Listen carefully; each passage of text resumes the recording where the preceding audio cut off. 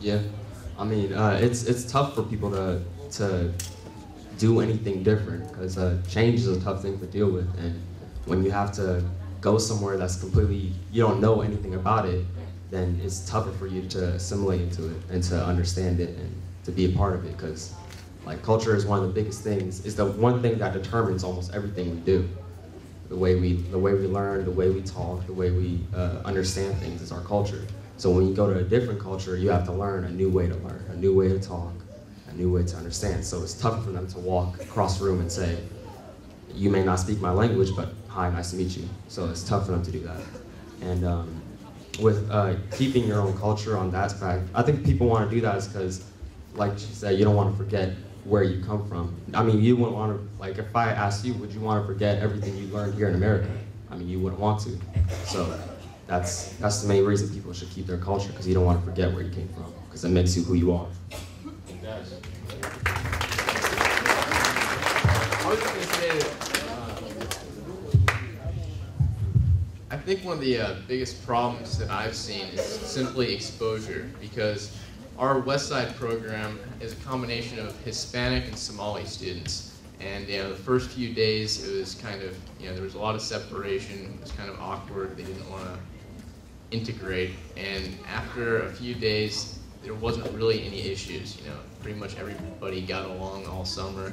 And there hasn't been any significant problems with cultural barriers, language barriers, anything. So I think that, agencies like ours and other agencies that work towards integration and introducing kids to each other, to each other's cultures, really help bridge that gap.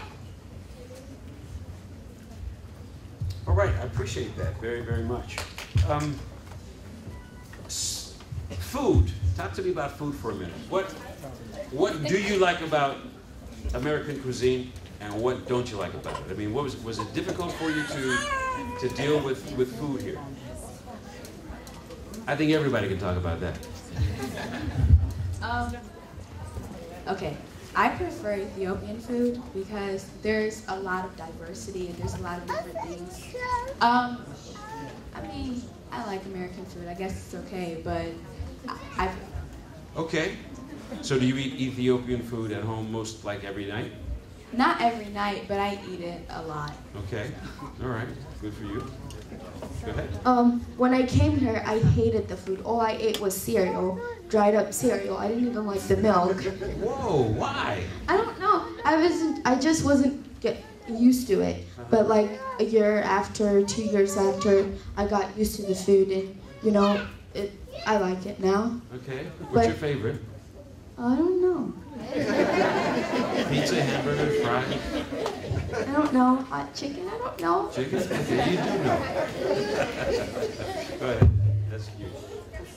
I don't know what they're talking about, but I loved all the food the moment I came here from the beginning, and I got pretty. The only thing that was tough for me to know was that not all the food is healthy. Yeah. I came here, ate a lot of McDonald's, and got really big, really quick. The one thing I like about American food is that there's so many choices, literally so many choices to pick from. You can go from, and there's no one staple American food. You can say burgers, I guess, but everything has like a little bit from a different area around the world. So I've always loved American food because it's pretty much world food. You can find anything here. So, but yeah, other than that, it's just the amount they give you is ridiculous. For a large fry, it's like, I don't even know how much salt is in that, but that will kill you. But it's really good though. I mean, I liked it. Yes, I certainly agree with him. When you first said American food, I was like, I wonder what he's talking about, because you can go to a Greek restaurant, you can go to a Somali restaurant, you can go to a Ghanaian restaurant, you can go to a Mexican restaurant. So American food is a compilation of, I would say, world food for all the people that are here. But when I do want Ghanaian food, I have to either cook it on my own, and I'm not that great of a cook, or I go to a Ghanaian restaurant and have to buy food. So. Yeah, the ethnic food part of Columbus is starting to grow a lot more than it has. There are a lot more of those ethnic restaurants here that you mentioned. But there is such a thing as American cuisine. It's basically meat and potatoes and that kind of stuff. But I get your point. Sometimes American food is generic. It's really standardized, and similar, I guess. At the same time, you can pick and choose what you like. But there's nothing like Somali food. Okay, I get you. Like Dr. Celeste said earlier, in East Africa, there's a lot, almost a lot of our sisters and brothers who even don't have the opportunity to have 3 or 6 meals a day. So to be in America, I'm just really thankful to have, you know, that chance, eating whatever I want. And I really like the food here, except those that are not healthy. So back home, people don't eat that many meals a day? No. How many you say? Like once a day. Once a day? Or twice a day, yeah. Twice a day? Yeah. And mostly...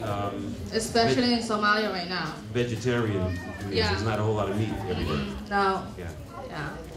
Okay, let's get the last two. Go ahead. When I came here, I really hated all the foods. I thought it was really nasty. Because back in my country, I never ate all this stuff. I still hate cheese pizza.